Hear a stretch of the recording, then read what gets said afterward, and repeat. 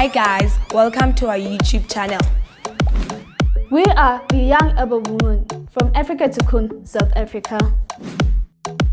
Every week, we'll be discussing issues that affect young women in our communities. Issues such as decent work, unpaid care work, and sexual reproductive health and rights. This is where we aspire to inspire and never expire. So don't forget to hit the subscribe button below. Like, Share, leave a comment, and stay tuned.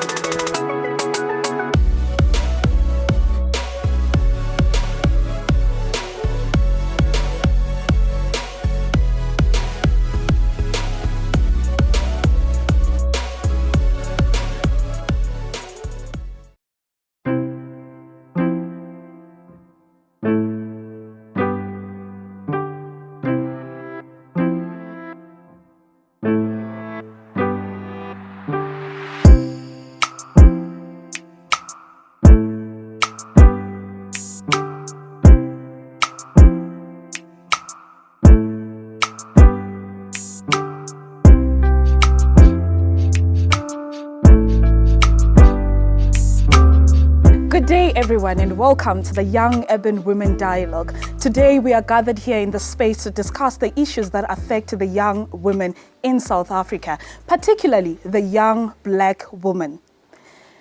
The topic that we are really focusing on today is the emphasis on decent work. I do not go alone. I'm surrounded by amazing and powerful young black women, some of them being business women, some of them being in the corporate world, whether in advertising, in marketing, or other industries as a whole. Today, I'm sitting with a panel of powerful young women who are making a difference in their own spaces, but particularly they're young people who have traveled a journey that is not only for today, but a journey that comes all the way back with their struggles against the system. They have overcome issues in their lives. They will introduce themselves today, and they will be talking on the topic of decent work. I'd like to turn to Dintle. May you please kindly introduce yourself to our great audience. My name is Dintle Mutlong. Thank you for the opportunity. It's such an amazing time to be here, to be discussing issues that we're facing as young women in South Africa today. So I'm an honors student in international relations and politics at Wits University. So it's a great pleasure and an honor to be here today to be tackling issues like this. Thank you so much. Handing it over to Hunadi. Good day, thank you, Snanziwe. My name is Hunadi Mpahlela. I am a nursing science student. I'm a gender equality activist. I'm a young urban woman. I also serve in the Africa Tikkun organization as a junior board member. And overall, I am just a young concerned citizen of our country. And again, it's amazing that we have young women sitting here to discuss issues that really affect us on our daily lives. Economic injustice is something that has been happening in our country for a very long time, and the young urban women have decided to take a stand against this. Now, introducing your host, my name is Sinanziwe Ndlovu, and I am a public relations and communications consultant. I'm a professional speaker, I am an entrepreneur, and I am definitely a youth development activist. I do not only go, it's not only the three of us, but we are surrounded also by young people that are in the technology space and also in governance doing their masters. Let us hear from Nomthandazo Simelane. Oh, what amazing opportunities, Nanziwe. I really do appreciate this platform to be one of the women that greatly say that I am in technology and I am making an impact, and I fight for more women to be in the space, to stand up and get fair wages. I am Nomthandazo Simelane, a digital marketer, an internet entrepreneur, and most importantly, a young active woman who is standing against her people and for her people, to make her people better. I am proudly a young urban woman. Thank you so much. That was Nomthandazo in the technology space. Looking forward to hearing more about what we do in there, in terms of decent work. Would love to hear the struggles in there. Mamiki, can you tell us a little bit more about yourself? Good day, Sinanziwe. My name is Mamiki Masilo. I'm currently doing my master's in public policy, governance and management, and I'm passionate about the space of inclusion and community development. So those are the spaces that I would like to speak about mostly. Mostly. Definitely, decent work is about community involvement. It is also about empowering young women in our country to live a life of potential and actually to get out there in the world and be seen as individuals that are capable of changing certain industries. Let us remember that the young people that are sitting in this room are a product, or rather, they have grown up in the hands of the product of colonization, which is one of the biggest aspects that have contributed to economic injustices in our country. Let us look back on how colonization brought about into this country and how we are where we are today. Globalization has been named as one of the biggest aspects that can take us into economic freedom. Ladies and gentlemen, as much as we are where we are, we need to relook at certain things and certain systems that are now suppressing the young black woman in South Africa. Globalization brought about all the different companies from all different aspects of life coming in as people that will contribute to the development of our country. Yes, that is true. But let us look at what has happened since they have arrived. We look at how the big companies have came into our country, but exploited our people. Our women, our mothers, who have grown up in the system, and today as young people, we suffer in the same way that they have suffered. Is there ever going to be a change? But before we dive deeper into the topic, I'd like us to get an understanding of what we are here really about. As Dinkler takes us through the definition of what decent work is all about, gives us the stats of where are we sitting in terms of South Africa, and actually, where are the young black women in all of these statistics? Are they the ones that are in the majority of the stats? Or are they legal? Let us find out as Dinkler takes us through the stats in South Africa. How does it look like? All right, thank you so much. Apparently, right now we are sitting at 29.1%. Unemployment rate has skyrocketed very high over the past 11 years, of which 30% is young black women. Right. So that's why today we are sitting here to discuss issues like this. To say, in this landscape, in this political landscape, in this economical landscape, where are we as young black women? So now this brings us down to the fact of casualization of labor. And casualization of labor actually now, it's interwoven with decent work. Casualization of labor, it's a process where now we move from a full-time position into contracts, into part-time. But now how does this now affect a young black woman? When you're talking about decent work, what is that all about? Decent work is about, the quality of work, advocacy. Are you allowed to advocate in the space that you're in? Is your living wage able to afford you and your family?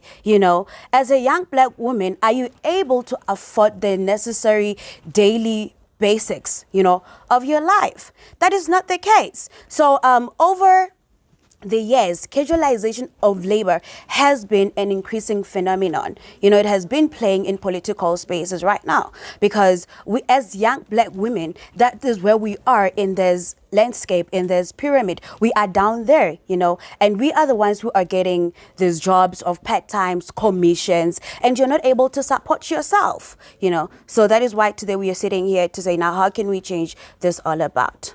Wow. And it's so amazing how actually the 29.1%, the majority in that percentage, it's actually young women. Young black women, yes. Young black women. Over 30%. And I think that's it's overwhelming. Wow. So over 30% of the 29%, it's actually the young black women. It's the young black women. Wow. It's you and me. It's and me us and in the room. And us in the room. Yes. Definitely, we do exist in a community, and as young black women, we're not just young black women, but we're young black women who are carrying quite a lot of responsibilities. Exactly. We are mothers. Mm-hmm. And we are sisters. And we are sisters. And we are daughters. And we are breadwinners as well. Wow. I mean, a young black woman. Hunadi, we're talking about decent work. Sometimes we throw around these words and we don't really understand to the core exactly what are we talking about. If we are advocating for decent work for young black women, what exactly are we requesting? I think the International Labour Organization put it in the most, I wouldn't say simple, but the most outlaid form of it. That when we speak of decent work, we are looking at quality jobs. We are moving away from the idea of just working to get money, but also working to develop self. Beyond just income, we are persons who aspire, who want to move, who want to develop. Yes, income is the greatest aspect of it all, because at the end of the day, you want to reach a level where you are sustained, where you feel protected, where you feel secured. But beyond that, we need development, and we've seen that the world keeps on developing. New things continue coming in, and by the end of the day, where does that leave you as a person who just continuously go out there, puts themselves out there for the sake of getting that money? There isn't growth in that. So when we speak of decent work, we are looking at the fact that person has to develop. We are looking at the fact that there should be fair income. Our economy keeps on evolving, and I think with the current pandemic, the COVID pandemic that we just had, we realized that prices are now skyrocketing. Things are now much more expensive. What does it mean for a woman who gets 1,000 rand per month? And she has to pay rent, and she has to get transport, and she has to pay school fees and all these things. Now we move away from that and we look at fair income, which is one of the conversations that led to the implementation of the minimum wage in South Africa, which is still very problematic because it doesn't sustain, and we're still not winning outside of that. But decent work in all its bases, we're looking at personal development, we're looking at security, we're looking at protection, we're looking at a fair income, and we're looking at overall the development of self, the development of communities, and the development of countries. And of permanent positions as well. Yes. So definitely we're talking about an environment where when you get employment, that employment needs to put into consideration in terms of your human basic needs.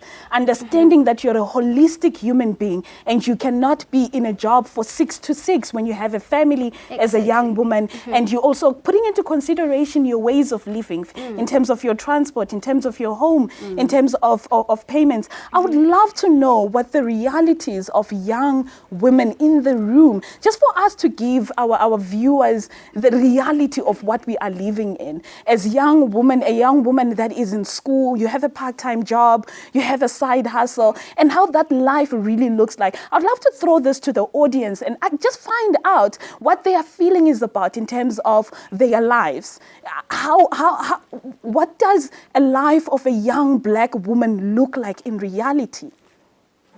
Please kindly introduce yourself. My name is Debra Sibui. I'm a social worker at Africa Tikon. I'm still under contract for 12 months. What you guys are saying is actually reality for the young women, young black women in the society. As a young woman who went to school, I'm a sister, I'm a daughter. I need to make sure that from school, now the family is looking up to you. You need to provide. You need to, put something on the table. And when you now get a contract and you are not even sure of what's life after the contract, it's a struggle to us young black women in the society. You are there, but you are not sure of what is it that I'm going to do after the 12 months. So the struggle is real. Well, the decent work is actually what young women need. It's actually what the government needs to consider when they're sitting and looking at providing for bursaries. They need to look beyond the bursaries and look at what is it that we are going to do for these young women after the bursaries, after they are educated, after the school. What is it that we are going to do to help them develop themselves, build their career, provide for their families as young women in the society. So decent work is what we need as young women, as young black women, to improve ourselves every day, and not just for a short period of time, but continuously. So it's reality, it's happening. We need decent work, we need quality work, we need decent wages as young women, as young black women. Thank you. That's the reality of every day. A young black woman wakes up early in the morning, leaves the house at 4 a.m., has a child who is only 5 years old, and sometimes even 5 months old. She needs to rush into a job where she needs to clock in at exactly 8 o'clock. The transport will definitely take her at about 3 hours to get to where she needs to be, because we do understand that we live in a lot of disadvantaged communities. And in order for you to get into a job on time, there is a certain routine that you need to carry out each and every single day. It's at 4 a.m. that this young black woman with a 5-month-old child makes her way into an employment where she will knock off at exactly 6 o'clock, where it will take her exactly 4 hours to get back home to a 5-month child.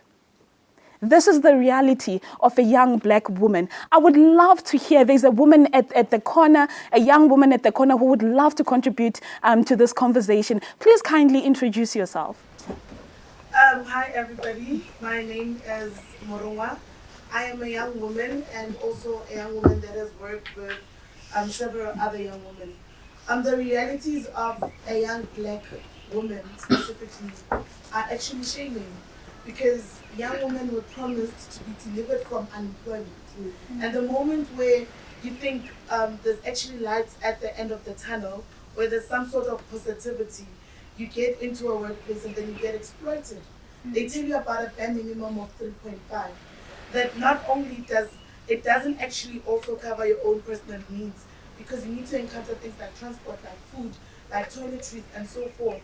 And we tend to shy away from the fact that issues such as prostitution, issues such as rape, issues such as young women being dependent on other people, it's because even if they work, at the end of the day, the money is not enough, and they had to resort to the extreme measures of them having to also sell their souls. How do we now speak about confidence amongst young people? How do we speak about us eradicating unemployment if our fellow sisters are actually getting exploited in workplaces? Women go to workplaces without knowing that they actually have rights and benefits to maternity leave. Some even get threatened to be fired from workplaces, because once they take maternity leave, then the company needs someone new to come and fill in that space. We also need to want to teach other young women how to also fight for their rights, so that they also know what to bargain for in employment. Some of the things that we are afraid of because we are going to get fired is things that we could actually eradicate if we had these conversations more, especially with the government. Thank you. Another reality on a young woman who is in the room, and this is the daily life of a young black woman. How long will we shy away from the realities of the young women? Imagine what decent work could do in the lives of young people, what it could do to the families that they take care of in their everyday lives. Just imagine for a moment if we had to provide young women with a decent work, with a salary that is enough to take care of their human needs, putting into consideration that this young woman carries the nation on her shoulders. Now, let us move on. I would love to hear what the technology aspect in terms of decent work and how it works in that aspect. Nomthandazo, what's your take? Okay, so I love the fact that we've been talking about our realities, right? And the reality is, it's not just you having to work and getting a minimum pay wage. It's also you having to think about where to work, thinking about how much of a career I want. Where do I start? Where am I going with this? Who am I? Being a woman doesn't only begin with you addressing and being empowered and saying, yes, I'm capable of finding a job, but it also is contributed by lots of factors. You see, right now in South Africa, we are in a country where the private sector is very dominant, right? And it's easier for people to get jobs within the private sector. So the private sector is actually laying their own rules, they're laying their own wedges, they're laying their own how to right? And you can't really regulate a company that you really haven't placed any much of a hand in. By that I mean, I would really appreciate if our country was to add more policies towards private companies, add more policies towards globalization, companies that come from overseas to come and offer us work. You see, they take advantage of us because they're saying, listen, we know you guys are having an issue of a 30% rate of unemployment. Listen, I can offer my products and I will offer them at my terms because I have to transport them from my country and send it over to here so our people can buy them. It still profits them. We are not actually going to face them because they will tell you this, I'm trying to make a profit, just like you're trying to keep your people in a very safe and healthy environment where the country doesn't go to chaos. But the reality is we are suffering a chaos. You see, now that the fourth industrial revolution is actually taking over, which it actually did start 5 years ago, right? And our country still thinks, oh, it's coming. It's not coming. We are in it. The fact that you're using a Samsung phone that can connect to your fridge, it means you are a part of the fourth industrial revolution. The fact that people are collecting data about you on Facebook, on Instagram, that is the fourth industrial revolution. Big data, IoT, a lot of things are already taking over and we need to face it. We need to move our education system. We are not training our people to actually be work, how can I put it, to be work improved. We are training our people to be theoreticals that will not actually impact the country. We are training and raising our people to focus on things that they shouldn't be focusing on. You see, now today, we will have a lot of companies buying these machines to actually box everything up because nobody is actually studying to program an actual machine. Nobody is preparing for the bigger things that we want to achieve. You see, there's somebody out there who is actually thinking right now, how can I make a router better? And here in this country, we are still training our youth to think, how can you study better? You see, if we shift the education narrative and we take it from education to preparation, trust me, we will have a much more focused and we will counter this unemployment rate, be it today or tomorrow, but eventually we will get to a point where my youth can actually say, listen, we don't even need to buy a router from YUW. My youth will be able to create a router for our country by our country. If we improve on localization, you see, that's the first thing we should focus on. Let's change it, let's localize. And then let's be productive in our country. Let's create our own. And then from there on, let's change our education system. Our people are very powerful. I won't lie to you, there is no other nation that has voices on Twitter other than South Africa. We are one of the most, active and very, very opinionative people in the world. If we can actually improve our education system, instead stop training you guys on these theoretical things, on history. Yes, history is very important, but be practical in it. Let's understand who we are and focus on that, and we'll move from one place to another. Now, I think Mamiki could actually tell us more about what is actually causing these problems. What do you think?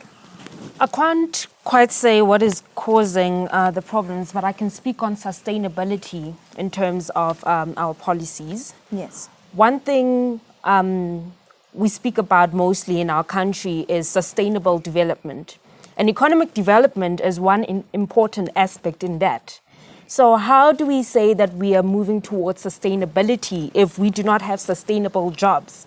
If our people are still anxious about where will I find the next job?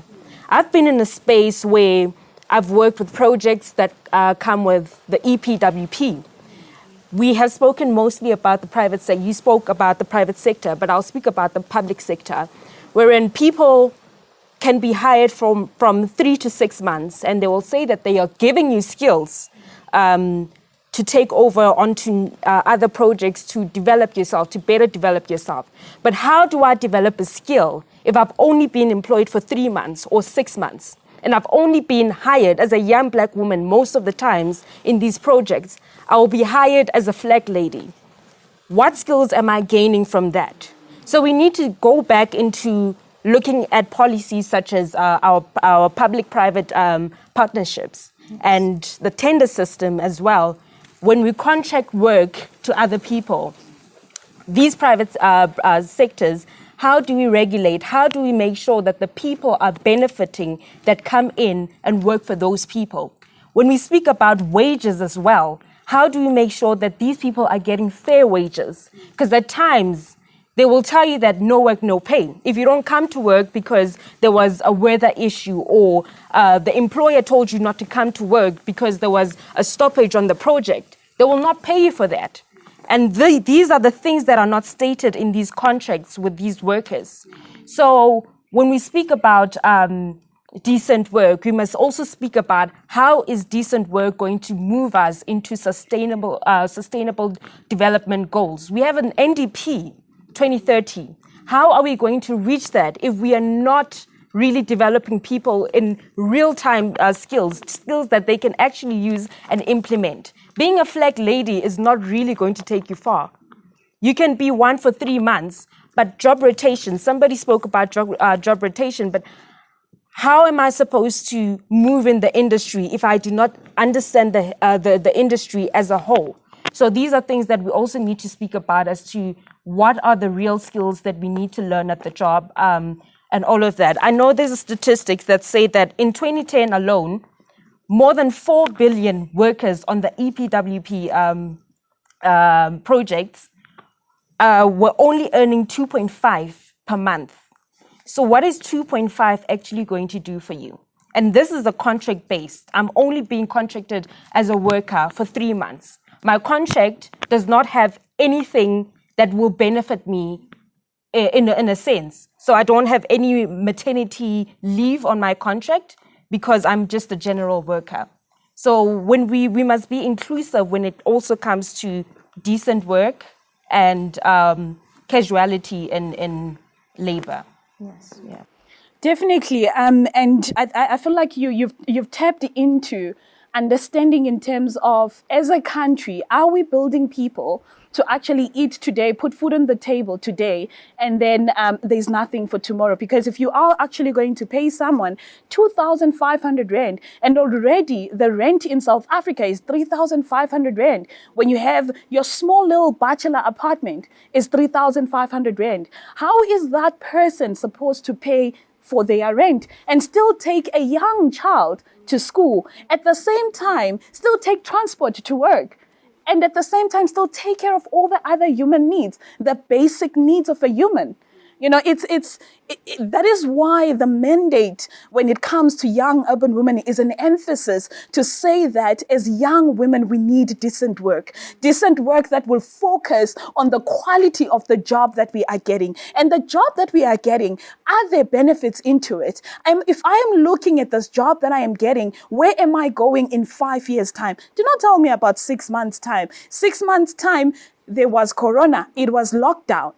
So that's how fast 6 months' time goes by. And I cannot sustain myself in 6 months and the contract has ended. And after that, you tell me that I need to find another job. There is no way we can eradicate unemployment if we have policies and systems that are in the way that they are today. I'd love to hear from the audience as well. What's your take in what Mamiki has talked about in terms of sustainability? Especially, I'd like to bring in a very critical concept now, which is casualties. We're talking about part-time work, subcontractors. How do you feel about being employed in that space? I also want us to look at a little bit on, are we being employed for survival over dignity?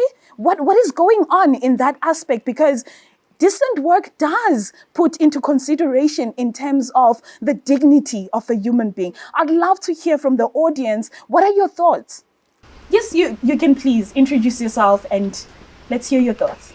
Okay, well, my name is Loretta Chirasa, and then I'm under a year's program.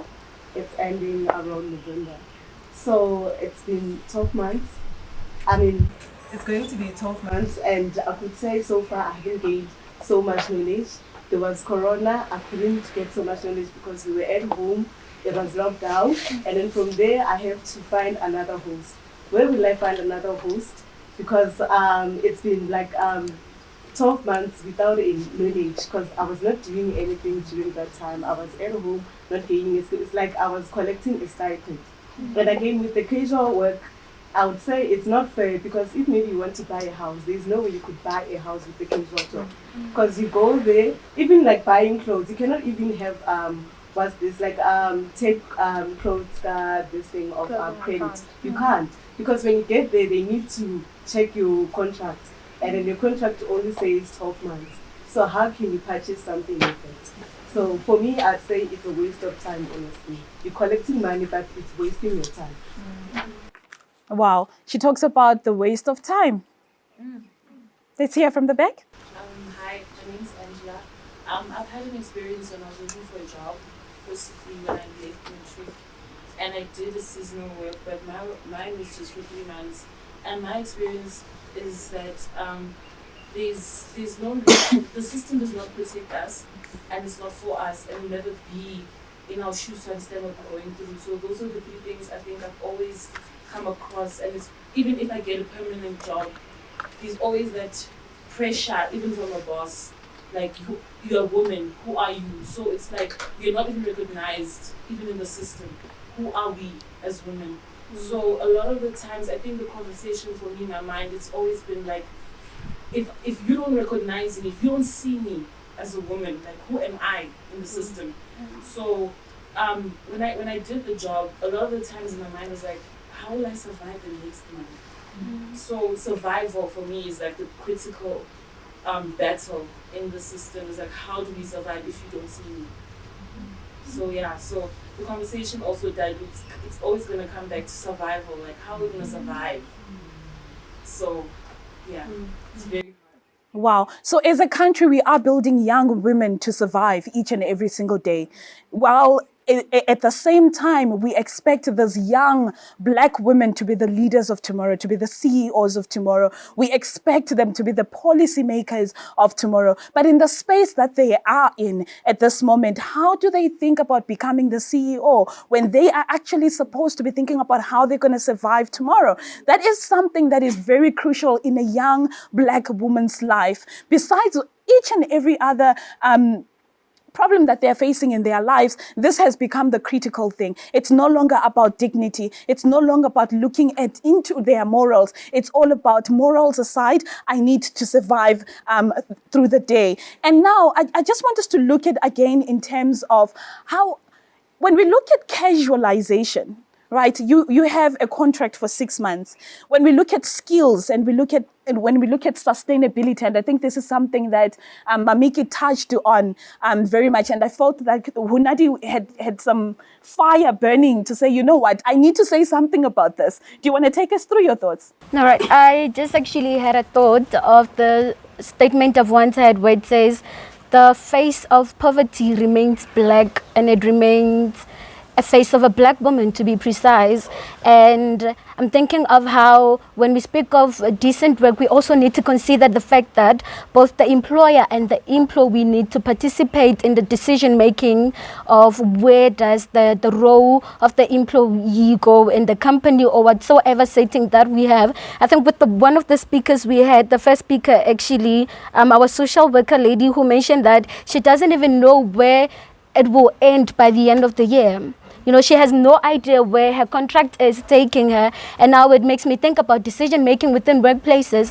If we have no idea where we will be in the next year, then where does that put us as young women? It's a continuous cycle of jumping in and out of having money, jumping in and out of having salary, to be precise, and it becomes really sad, because also we are not facing battles only in our workplaces, but we are facing greater challenges of our societal norms that label us and put us in boxes as women. If now we are having to deal with not only trying to get that wage, we are now dealing with how do we survive in workplaces as women? How do we narrate our stories in workplaces if we're gonna have settings where we are constantly being put down because we have bosses who are male, we have the executive who are men in the company, and our voices are not heard. It goes back to the element of development, that decent work is just beyond just getting money. It's also about personal development.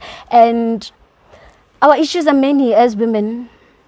But the main focus and the one thing that you feel that is actually going to solve just partly of the problems, it's for us to get decent work. Exactly. Decent work needs to be realized in our country, and it needs to be implemented. And now I think it brings us also to understanding that during the conversations that we're going on, we realized that the casualties are actually intentional.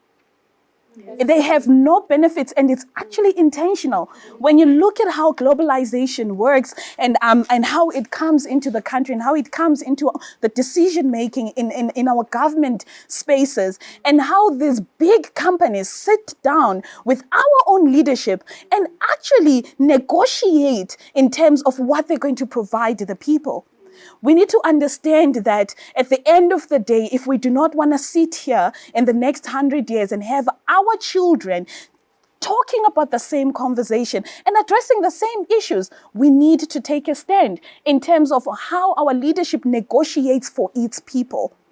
Understanding that as a young Black woman, you are also a leader in your own home.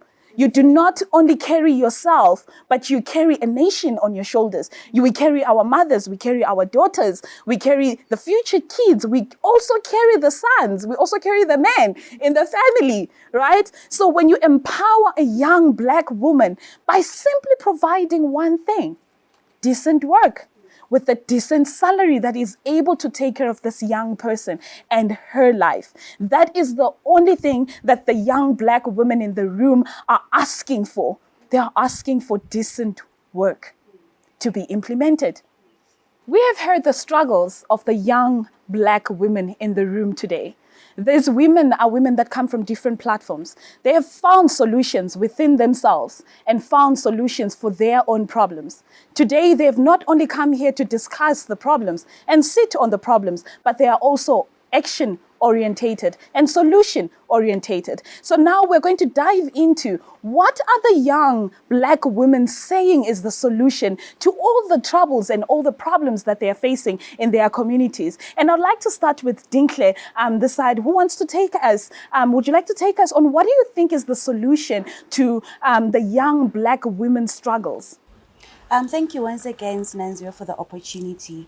You know, sometimes you need to really look into the roots of a problem before you address with solutions. So if you can look into the problem, we have neoliberalism at play.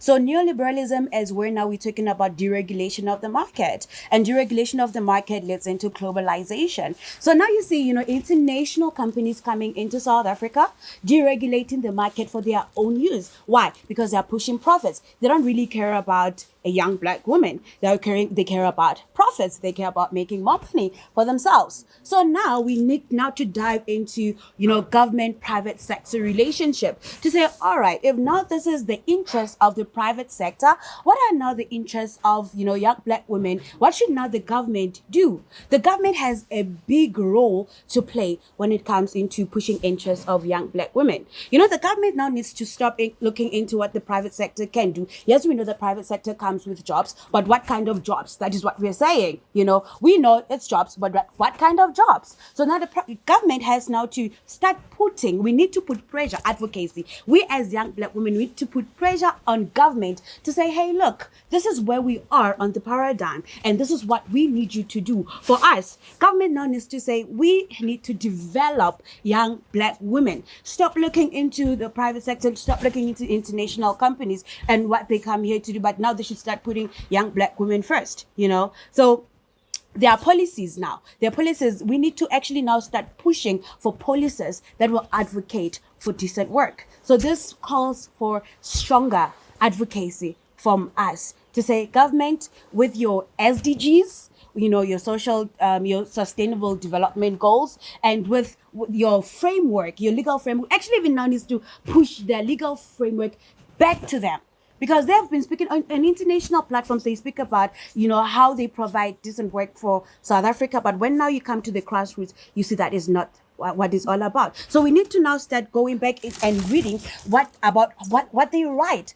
on black and paper. What is written on black and paper? Because we cannot win this argument if we do not know what they've written on black and paper. We need to say what is written on black and paper by them and say, this is what you've written about us. Where is it now? Can you give us what you've written about us? Because we are not living that.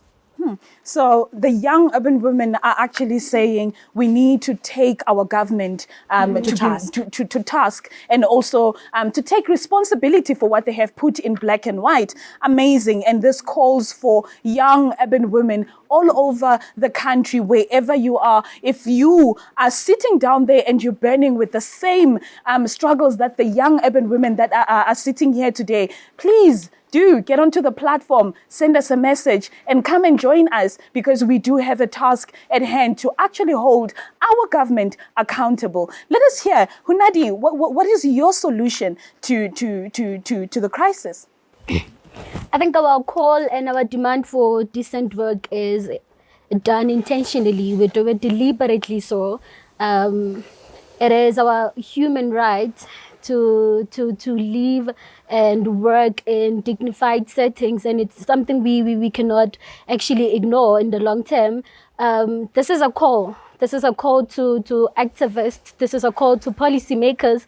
This is a call to decision makers. This is a call to young women across the globe to actually come together and we carry the struggle moving forward. And most importantly, this is a call to our trade unions who facilitate mainly the work and labor settings of our country, that we need to do more. And actually reflecting on trade unions, I'm uncomfortable with the fact that in most of our trade unions, we still sitting in a setting that is very patriarchal, that is very oppressing to the women, that claims to be advocating and putting activism out there on women's rights and equality and everything, but we still don't see women representation. We still don't see women empowerment in those spaces. We still don't see women leadership, which is actually one of the setbacks. So this is a call also to our trade unions to play a very huge role in all of this, to also step up. This is done intentionally. We want fair wages. We want equality in terms of gender. We want equal income amongst the sexes. We want women to lead. We want women in the executive. We want women to rise. If I am working in a domestic setting, let it be dignified.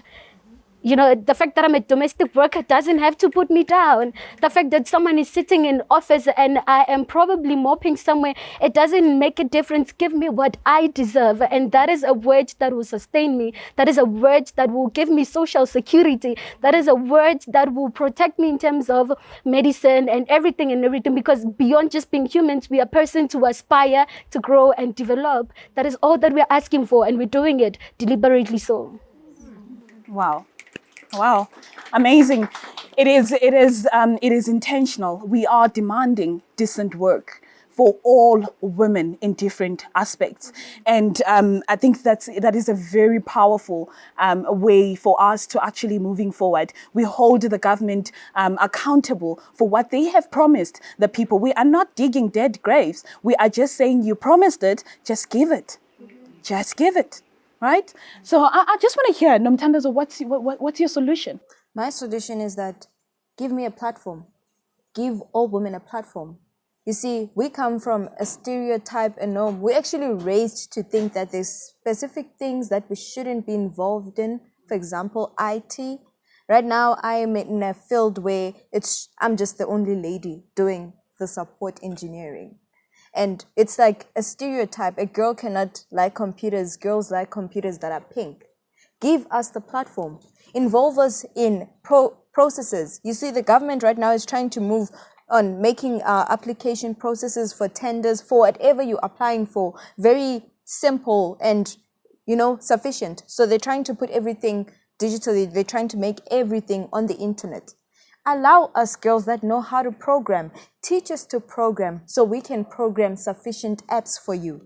Teach us to program so we can build websites that are sufficient and 100% that are accurate and that will serve purpose. Allow us the platform to engage in conversations as women in technology about such regulations. Allow us to tell you that, oh no, we feel that, no, instead of going with this option, we'd rather have it done in the simple way. Because trust me, a woman that has been given a platform to think even beyond that is right now, she can think for you an efficient solution. So you're saying that we really need to come back home. Yes. Let us not go out to find talent, because the talent is within South Africa. Yes. We actually are capable of doing our own things. Localize the market. Yes. Keep us also in the involvement as well. Amazing, amazing. So yes, we are. No, we are in. We are ready. We are ready. Mameki. Yes, for me, I would say that inclusion most of the time when we speak about it, they will talk about it in a sense of quotas. We shouldn't be moving towards just filling quotas when it comes to inclusion. Where are we included in terms of decision making in the recruitment process? Where are we in terms of drafting policies as to how are we working, labor relations policies, where are we there? There's so many activists out there, there's so many advocacy programs, people who are knowledgeable, experts, female experts that are in the field of labor relations. So inclusion also involves our expertise in such background and our backgrounds in these sectors. So when it comes to policy making, I am a woman. If I am knowledgeable about labor relations, I can bring in my struggles. You can work around the policies as to what my experiences are, you know? So inclusion is also about my experiences and how can you better my well-being as a woman in the workplace. And in every sector, there is such people. They are experts in these fields. So yeah, inclusivity is an important thing, as well as not moving just towards we are filling a quota that says I'm 18 to 35 because I'm a young black woman. I should just be within the administrative things, part of things. Where am I in terms of decision making? Where am I at the top where I can actually influence policy? So these are conversations that we need to continue with, and implementation is an important part as well. We need to bring in government to be accountable as to how did you implement this. It's not a box to tick. It's something that should be implemented in the correct manner. So yeah, that's my view. The young women are calling for action. They are calling for implementation. They are saying that we know what is in the books. We know what is in black and white. We understand the language in all different aspects. Young women that sit in technology spaces, in policy and governance spaces, young women that are in the health industry, and young women that are in international relations, and young women that understand the business sector, sit here today to say, you know what, we do realize what is happening and we call for change. And right now, we need to understand that the young women that are sitting in this room have broken through the mental slavery. And now the only thing that we need the government to follow in the same trait, because we understand we do have the solutions. Allow us to be part of decision making. Allow us and hear the voices of the young black woman. There is no better leadership than the leadership of actually understanding who you are leading. Target market orientated strategy is what we request from our government. I just want to hear from our panelists as they close as we close this dialogue. I just want to hear what their last thoughts are. I'm going to start with you, Nadine. What are your last thoughts?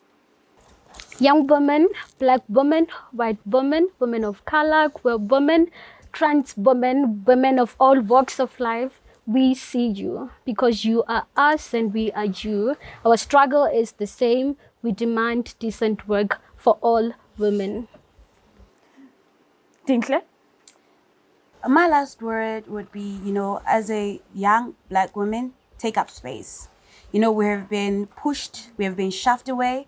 We have seen that happening over the decades, and we are saying we are tired, that is enough. So we are saying we are here to demand, and we are here to say, give it to us now. We are calling for action, and we want it now. We want to see the economic landscape change. We do not want that in the next 10 years, in the next 50 years, we are still sitting here discussing the same things. In the next 10 years, when we are looking back, we're like, okay, we see the shift, we see where we have been coming from, and we see where we are going. So we want the change, and we want it now. And we're saying decent work for a young black woman, for that woman, wherever you are, and let us unite and let us advocate. That is what we're doing.